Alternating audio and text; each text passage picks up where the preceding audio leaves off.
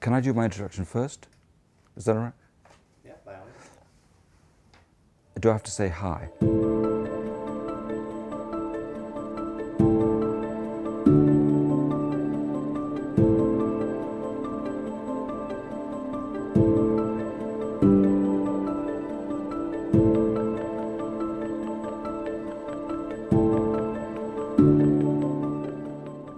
I'm Adam Phillips. I'm a psychoanalyst in private practice in London and a writer. I certainly never met a psychoanalyst. I didn't know anything about psychoanalysis. And when I was about 17, I was at school and I came across Jung's autobiography, Memories, Dreams, Reflections. And I read it and I thought, God, this is amazing life. As in, I thought it was full of adventure. Then when I was at university, Winnicott's Playing in Reality came out and I read that book and I thought, this book was written for me.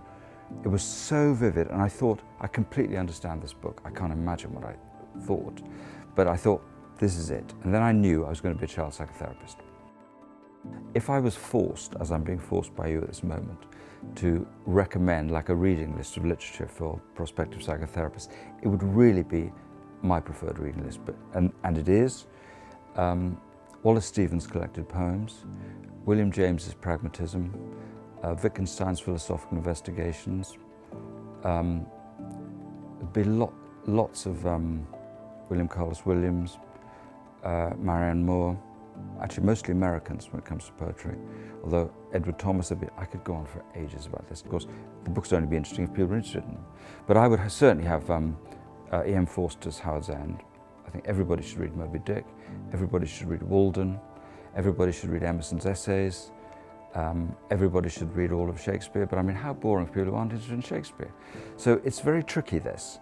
But I think I would say, here's my reading list, try it, and if something bores you, don't bother with it. But just try things out, and if something gets to you, go for it. Follow your curiosity and your pleasure, not what you think would be good for you to read. What kind of person do you want to be? It's that way round. So I think that there should be a diversity of criteria, and I think people should be having arguments all the time and conversations about what they think is good psychoanalysis, and indeed what they think psychoanalysis is, so that it goes on being discussed.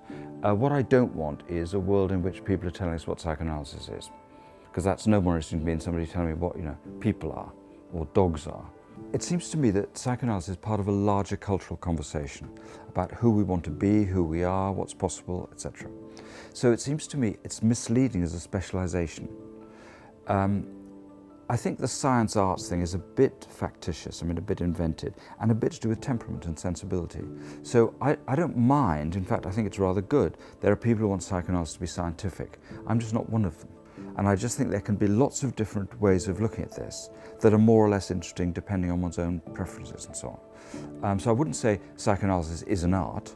It can be whatever people want to make it into, but it's just my preference and sensibility in history that puts it that side of the line. So for me, the best training to be a psychoanalyst is to read history, politics, literature, or philosophy.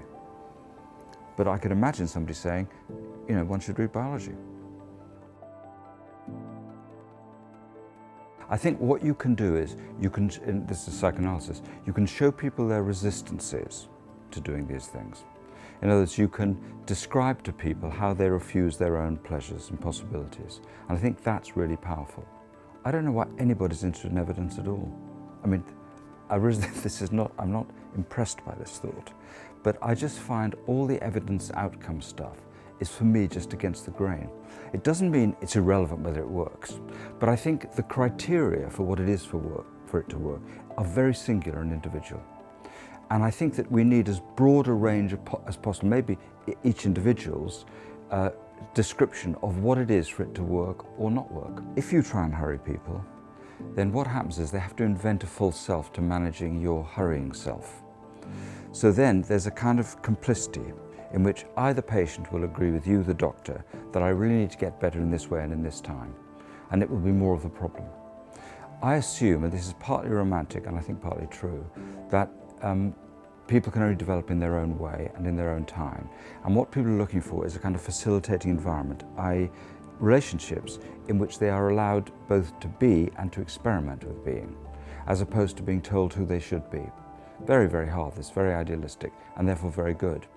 But I think that we, our profession, should represent a milieu in which people can do what John Stuart Mill calls experiments in living.